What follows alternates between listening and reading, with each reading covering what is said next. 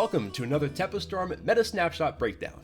The new expansion is on the horizon, and many new players are excited for a new meta. There were a few new cards added to the game recently to supplement ones that were removed with the Hall of Fame, but sadly, they didn't make an impact on the meta. They might be better when new cards come out with Saviors of Uldum, but for now, they've proven to be lackluster. Before we take a deeper look at the top decks of the current meta, make sure to like and subscribe to the channel to keep up with our Hearthstone content. Now, let's jump into Tier 1. Tier 1 remains mostly the same this time around, with the top decks remaining the top decks. The only difference from the previous snapshot is Aggro Mech Hunter falling out of the top tier. The deck is extremely powerful, but the top 3 decks are simply on a level of their own. Let's look at the best deck in the current metagame, Bomb Warrior. It remains clearly the best deck in the game. The deck is versatile in its game plan, as it can play out as an aggressive deck or as a control one based on your matchup. The deck simply has all the tools that it needs to thrive. Bomb Warrior wants to play against aggressive decks or Holy Wrath Paladin, as these matchups are the best ones for it. Decks like Murloc or Aggro Shaman struggle to gain a foothold against the Warrior, whereas Holy Wrath Paladin simply loses to the bombs. As for bad matchups, Bomb Warrior wishes to avoid the surplus of mage decks on ladder, as they're all designed to beat it. One of the worst matchups for the Warrior is Freeze Mage, as Luna's Pocket Galaxy is simply too much for the Warrior to compete with. Next up in Tier 1 is Cyclone Giants Mage. This archetype rose to popularity mainly to answer Warrior's prevalence in the meta, and now serves as an all-around strong deck. Making use of the interaction with Mountain Giant and Conjurer's Calling, the deck can make wide boards for very cheap. There has been other Conjure Calling based mage decks, but this one proves to be the most consistent. As mentioned previously, this deck aims to take advantage of the Warrior matchup, as it is one of the deck's best matchups. In terms of bad matchups, you want to avoid playing against pure aggressive decks like Aggro Mech Hunter, as they can answer your taunts and pressure you immensely before you can get your own threats online. Rounding off Tier 1, we have Tempo Rogue. Once regarded as the best deck in the format, it now finds itself sitting at the bottom of Tier 1. Make no mistake, the deck is still very good. It just happens to be slightly weaker than the other 2 Tier 1 archetypes. Tempo Rogue preys on slower combo decks, such as Cyclone Giants Mage, as the Rogue can deal with the threats thanks to Sap, and can even outpressure them. As expected, Rogue wants to avoid playing against heavy control decks, such as Control Warrior, as the Warrior can remove all of the Rogue's threats while gaining an increasingly high amount of armor. Now, let's get to new decks. Despite new cards being added to the game, there haven't been really that many new decks coming to life.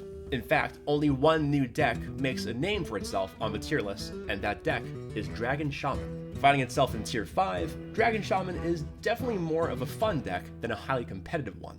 Dragon Shaman plays out like a mid-range based Shaman deck, using dragons and their sizable bodies to contest the board early. As the game progresses, the Shaman has access to many different survival tools in order to help them bridge into the late game, where they use Shudder Walk to generate one final swing.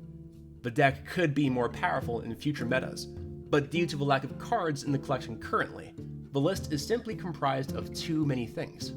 While the deck plays out like a mid-range deck, it also features several different game plans in order to make the deck work, which typically results in game plans being difficult to reach. Tier 2 is comprised of several different decks, all of which have varying matchups against the top decks of the meta. Most of these decks rose to popularity due to how they do against 1 or 2 of the top decks. Usually these decks are good counters, but might struggle in terms of overall power level or their matchups against the other 2 decks.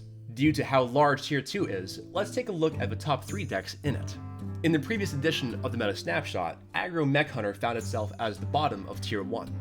Due to the deck's favorable matchups against most of Tier 1, it seemed like a natural fit for the tier. But the overall power level is simply lacking in comparison to the other Tier 1 decks. That being said, Aggro Mech Hunter has a really good matchup against Conjurer-based mage decks, with Freeze Mage being its best matchup. These decks simply can't stop the Hunter's aggression and often succumb to their damage before they can get their own threats online. Aggro Mech Hunter struggles when facing other aggressive decks, such as Murloc Shaman, as the Shaman can get online faster than the Hunter can. If the Hunter gets ahead, the Shaman has access to Earth Shock, which shuts down the large mechs that the Hunter might create. Following Aggro Mech Hunter is Mid-Range Hunter. While this archetype might have a similar matchup spread to Aggro Mech Hunter, it plays out very differently. Some games you do end up being the aggressor, but typically you'll play slowly in the early games until you can start dropping larger threats each turn. You often want to look to push chip damage until you can close the game out with some burst. Mid-range Hunter also has good matchups against Cyclone Mage decks, with Freeze Mage being the exception. In terms of bad matchups, you want to avoid queuing into aggressive decks as they can simply out-pressure you. Typically, the way you win these matchups is to draw an insane curve, or shuffle several vicious scale hides if you run them. The last deck we'll be looking at in Tier 2 is Control Warrior. Control Warrior previously dominated the meta, but fell out of favor as the meta shifted. Currently, Control Warrior doesn't see nearly as much play as Bomb Warrior, but make no mistake, the archetype is still strong.